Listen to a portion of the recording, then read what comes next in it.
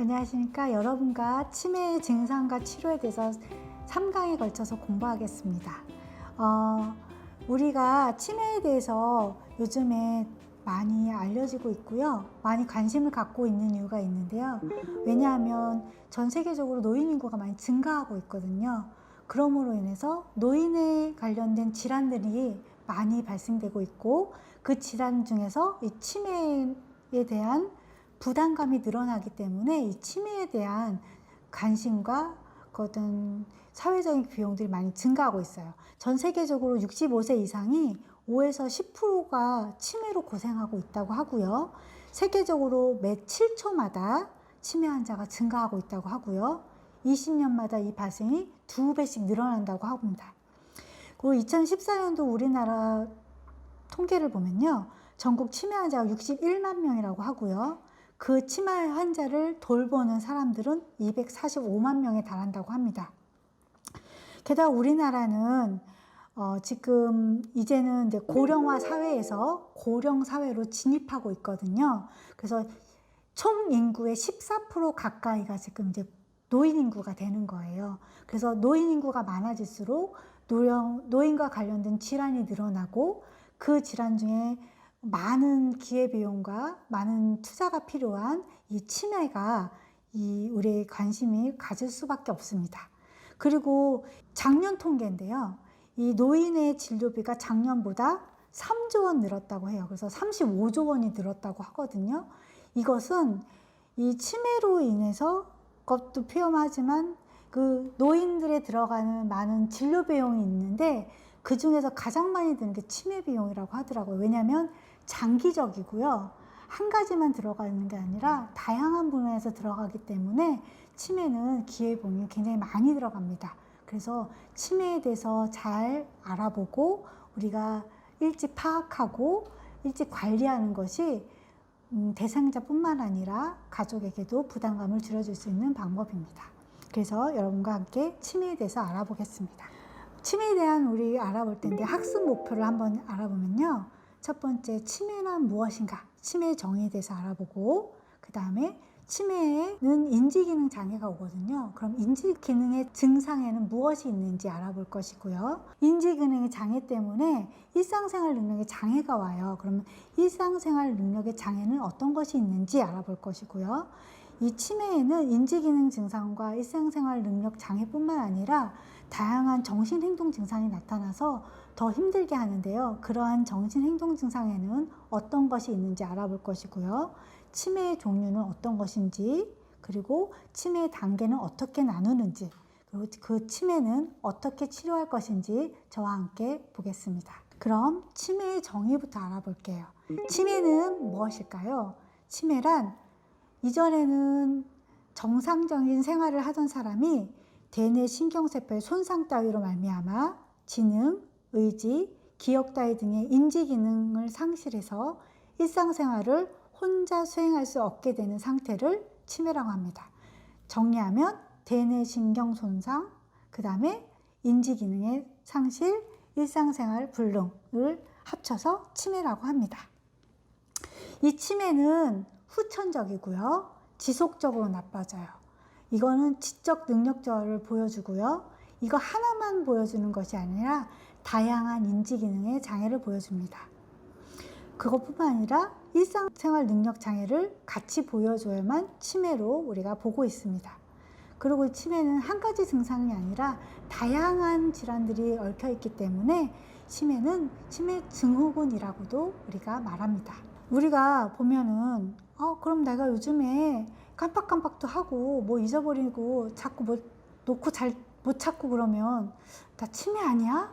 하고 의심하는 사람들이 있어요. 그런데 이런 단순한 건망증하고 치매는 차이가 있습니다. 건망증은요, 어떠한 사건이나 경험 내용 중 일부분을 잘 기억하지 못하는 것이고요. 치매는 그 사건 자체가 있었다는 것을 아예 기억 못하는 것을 치매라고 해요. 게다가 건망증은 지난 일 중에서 일부분을 잊어버리는 거고요. 치매는 최근 기억부터 잊어버려요. 아예 입력이 안 되는 거고요. 건망증은 기억나지 않던 부분이 어느 순간 떠오르게 해요. 그리고 힌트를 주면 알아차려요. 그런데 치매는 그런 것을 아예 기억해내지 못합니다. 또 건망증은 예를 들면 이런 거예요. 약속이 있었는데 몇 시였더라? 하는 거예요. 근데 치매는 아예 약속이 있었던 것을 기억을 못해요. 약속이 있었다고? 언제? 하고 얘기하는 거예요. 이게 건망증하고 치매하고는 차이입니다. 우리가 환자가 치매로 의심받아서 검진을 받게 되면은요, 여러 가지를 보게 되는데 그 중에서 우리가 기본적으로 고려하는 사항들이 있어요. 우리를 A, B, C, D를 평가한다고 하는데요. A는 일상생활 능력이라고 해요. 액티비티, 그러니까 행동을 보는 거고요. B는 behavior, 이상 행동이 나타나는지 보는 거고요. C는 cognition, 이건 인지 기능을 보는 거고요. D는 치매의 원인 질환 평가예요. 그러니까 치매가 맞는 건지 다른 질환이 있어서 치매 같은 증상이 나타나는 것인지 알아보는 것을 치매 원인 질환 평가라고 해요. 우리 치매는 인지 기능이 상실된다 그랬잖아요. 그럼 인지 기능이란 무엇인가 알아봐야 돼요. 인지 기능이란 무엇을 알아차리고 함축적인 사고로 깨닫고 그것을 이루는 모든 지적인 과정들을 인지 기능이라고 해서요. 그래서 지각, 사고, 추리, 기억의 모든 측면이 관계가 되어 있고요. 이 인간이 정보를 받아들이고 그것을 이제 받아들인 거 가지고 행동하는 과정에서 필요한 모든 기능을 인지 기능이라고 해요. 치매는 그래서 인지 기능 증상이 나타난다 그랬잖아요. 자, 기억력이 저하되고요. 진압력이 저하되고 언어 능력이 떨어져요. 시공간 파악 능력이 떨어지고요. 실행 능력이 잘 안 되고요. 판단 능력이 떨어져요. 이것들이 점진적으로 진행되어서 장애를 일으키는 것이 치매입니다. 그래서 치매에서 있는 이 인지기능 장애들을 하나하나 살펴볼 텐데요. 먼저 기억력 저하를 볼게요. 이 치매의 기억력 저하는 치매의 가장 대표적인 증상인데요. 이게 갑자기 딱 나타나는 것이 아니라 서서히 점진적으로 나타나기 때문에 환자 자신이 못 느낄 수도 있고 먼저 주변 사람들이 먼저 알아차리는 경우가 많아요. 선생님, 저희 어머니가 안 그러셨는데 요즘에 물건을 놓고 자꾸 찾아요. 아니면 가스레인지 불에 올려놓고 자꾸 까먹고 그걸 올려놓은 걸 잊어버리고 음식을 자꾸 태우는 일이 잦아져요. 그런 것처럼 처음에 초기 증상일 때는 이 기억력 저하가 환자가 알아차리기보다는 주변에서 먼저 알아차리는 경우가 많고요. 그 다음 좀 지나면 환자 자신도 내가 요즘 이렇게 깜빡깜빡하지? 하면서 느끼는 경우가 생겨요. 그래서 앞에서도 얘기했지만 이 치매는 이 기억력 장애가 단기 기억이 먼저 잊어버려요. 아까 입력이 안 된다 그랬잖아요. 그래서 최근에 학습이 안 되는 거예요. 그래서 예전의 기억들을 이야기하는 건 정말 잘하세요. 그런데 이 치매 초기 환자들은 입력 장애이기 때문에 최근 기억을 잊어버려요. 새로운 학습이 어려워져요. 이것이 이제 점점 심해지시면 오랫동안 알고 있던 일도 잊어버리게 되는데 자기에 대한 인적 사항도 잊어버려요. 주소가 어디인지, 내가 태어난 데가 어디인지, 자식은 몇 명인지, 누가 있는지 이런 것도 잊어버리게 되고요. 그것뿐만 아니라 살면서 있었던 과거의 중요한 일들도 잊어버리게 됩니다. 초기에 약속을 잊고 물건을 잊어버리는 경우가 많고요. 약속뿐만 아니라 약속은 기억해서 약속을 갖고 만나러 갔다가 내가 어디로 가는 도중이었지? 하고 잊어버려서 집으로 돌아오는 경우도 생겨요.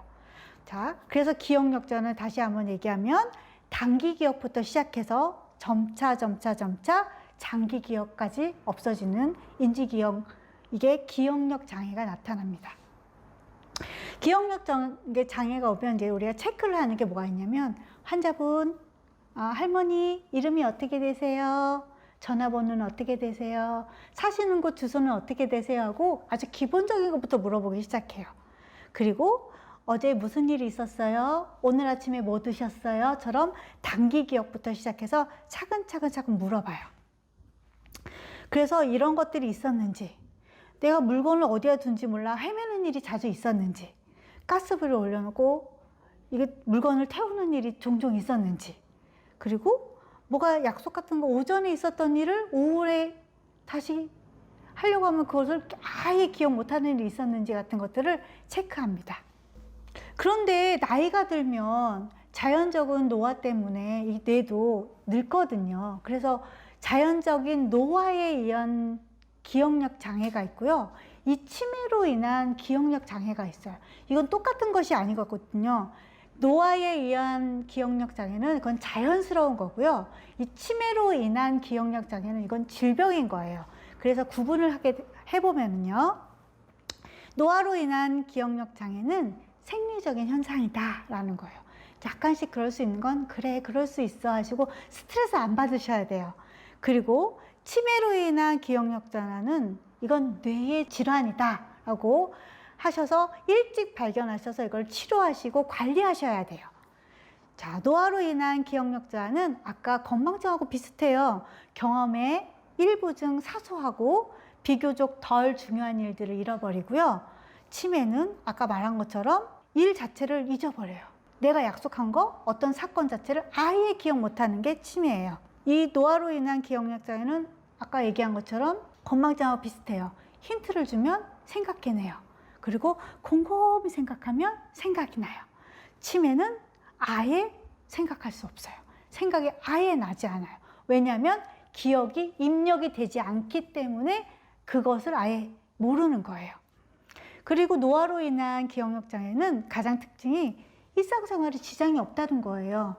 치매로 인한 기억력 장애는 이런 문제들 때문에 일상생활에 지장이 생기고 그것이 심해지면 돌보는 사람들이 필요하다라는 것이 차이예요.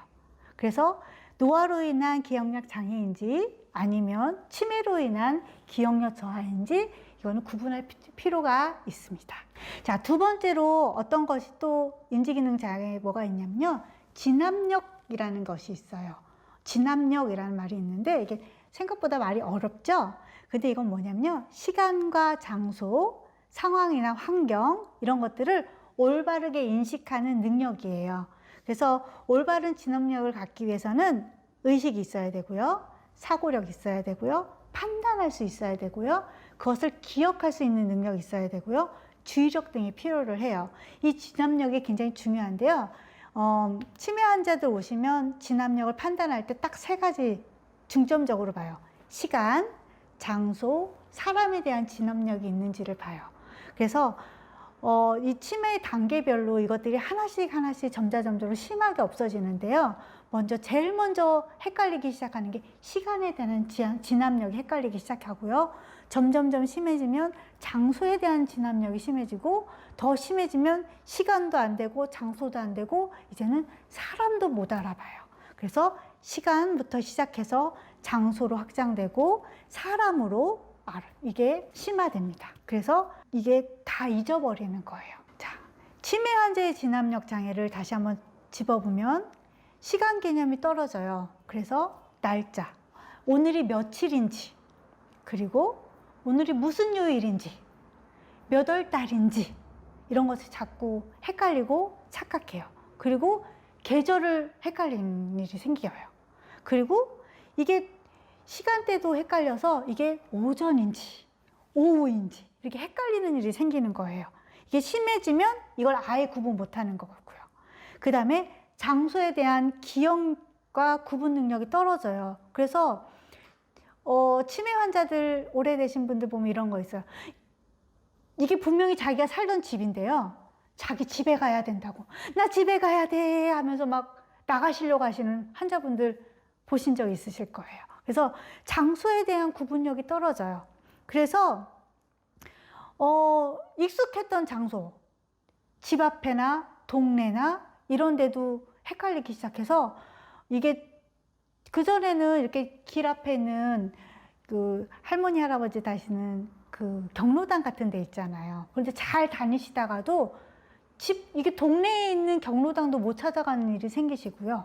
더 심해지시면 집 안에서도 이것을 헷갈리는 경우가 생겨요. 이건 이따가 시공간 능력하고 같이 연관되는 능력이에요. 그리고 더 심해지면 이제 마지막으로 없어지는 게 사람에 대한 것이에요. 그래서 이제 처음에 없어지는 것은 자주 이렇게 보던 분들 있잖아요. 옆집 할머니라든가 먼 친척이라든가 이런 분들은 자주 왕래를 안 하잖아요. 가끔씩 보는 분들, 그런 분들이 얼굴을 헷갈리기 시작해요. 그 다음에 이제 자주 보는 분들을 헷갈리기 시작하고요.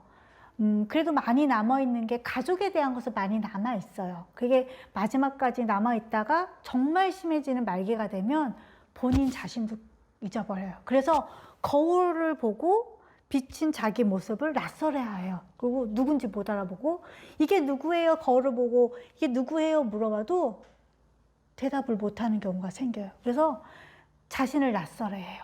그러니까 시간, 장소, 사람에 대한 기억력, 이게 진압력이에요. 또 다른 인지기능 장애를 보면 언어 능력이 저하된다 그랬잖아요. 이게 처음에 언어 능력이 저하되는 것은 어떻게 시작되냐면요. 우리가 대화를 할 때에 어떤 단어를 떠올려서 말을 해야 되잖아요. 저기는 볼펜 좀 주렴 하려면 이 볼펜이란 단어를 얘기를 해야 되는데 그 단어가 생각이 안 나는 거예요. 그래서 그거 있잖니? 그거 좀 줄래? 이렇게 되는 거예요. 그래서 이거, 그거, 저거 같은 말을 사용하게 되고요.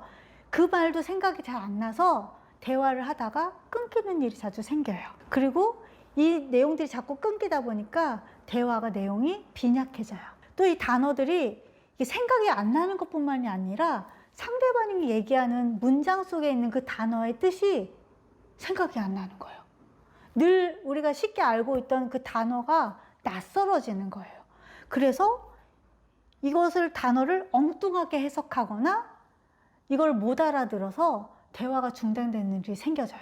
그래서 이게 자꾸 진행되다 보면 대화가 자꾸 끊기고 짧아지고 나중에는 문장의 대화가 아니라 짧은 단어의 대화가 시작되고요.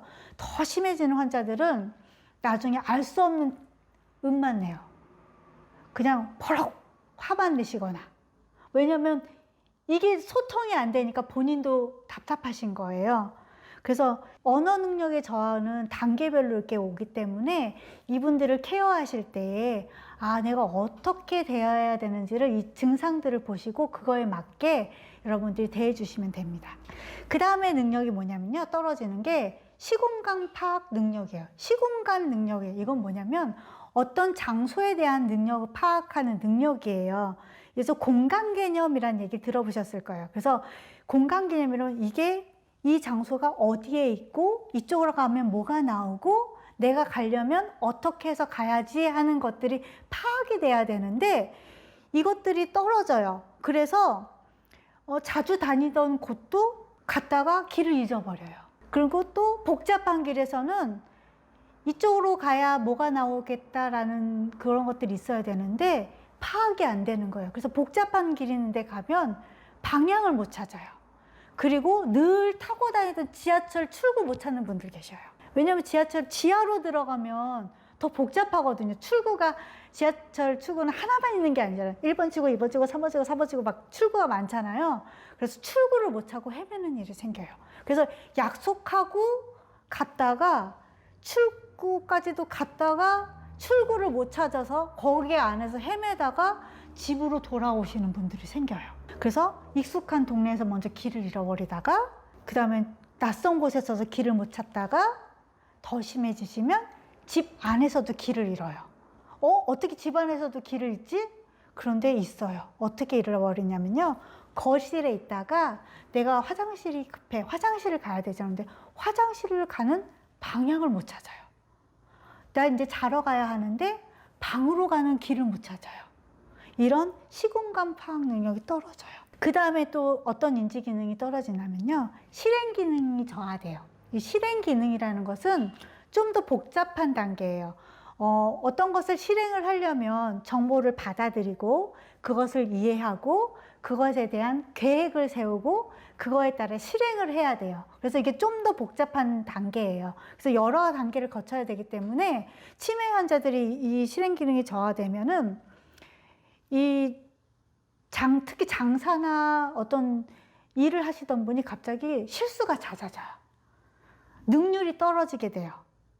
그리고 집안일을 잘 하시던 분이 집안일이 잘 안 돼요. 그리고 또 실행 기능이 잘 안 되니까 어떤 것을 조작하는 것도 잘 안 되거든요. 그래서 아까 기억 능력이 떨어지는 거하고 같이 맞물려서 만약에 자녀분들이 새로운 이제 가전제품 같은 걸로 사주셨어요. 그래서 어머니 이거는 이거 넣고요. 버튼 이거 누르시고 이거 두고 딱 누르시면 돼요. 아주 간단하죠? 하고 가르쳐 드렸어요. 그런데 입력장애가 왔잖아요. 기억력장애에서. 게다가 또 실행 기능이 저하됐기 때문에 이분들이 이것을 잘 못 익혀요. 조작 방법들을. 그래가지고 이것저것 누르다가 고장 내시거나 아니면 하는 방법을 모르기 때문에 사용 안 하고 방치하는 경우가 생겨요.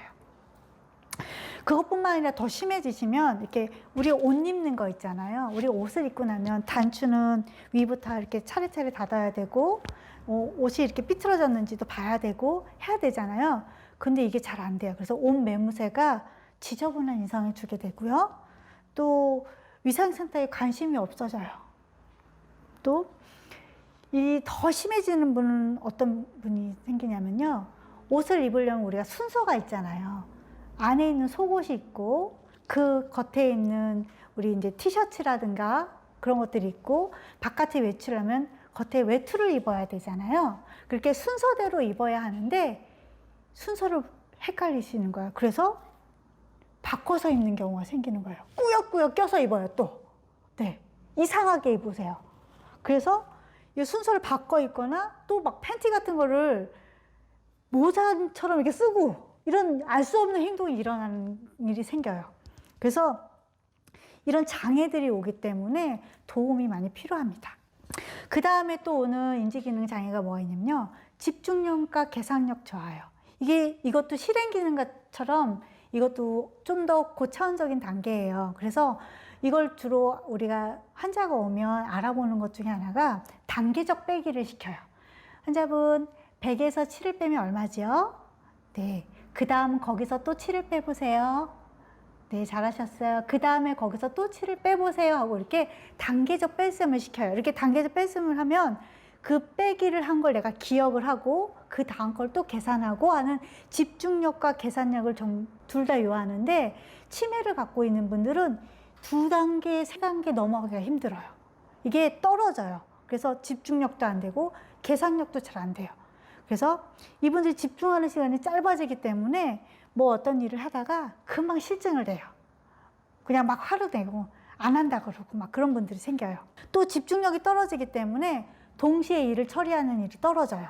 그래서 내가 어떤 일을 이렇게 하고 있는데 옆에서 누가 불러요. 불러서 이것 좀 뭐 해줄래? 그러면 그거를 못 듣거나 아니면 그것을 듣고 알았어. 그 일을 해주잖아요. 그럼 좀 전에 내가 했던 일을 까먹어요. 다행히 그것이 보이는 내 앞에 있던 일이면 내가 이거 했었구나 하고 다시 일을 하는데 그게 아니라 내가 주방에서 뭘 하고 있었는데 거실에서 누가 불러요. 그래서 거실에 가서 그 일을 도와줬어요. 그러면 주방에 가서 다시 일을 해야 되는데 그걸 까먹어요. 그래서 집중력과 계산력도 떨어지고 여러 가지가 떨어져요.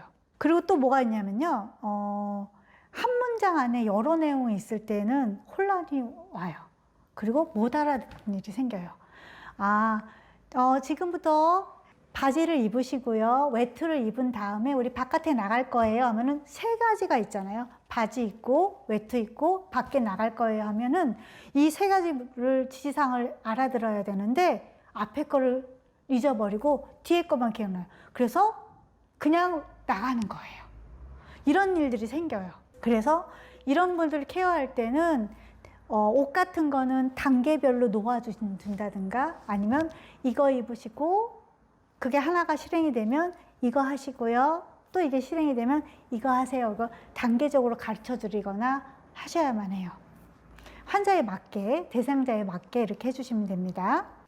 그 다음에 또 오는 인지기능 장애가 뭐가 있냐면요. 한 문장 안에 여러 내용이 있을 때 혼란이 오거나 못 알아듣는 일이 생깁니다. 자, 그리고 우리가 또 알아볼 것이 일상생활 능력에 대해서 알아볼 건데요. 그것은 우리가 2강에서 함께 하겠습니다.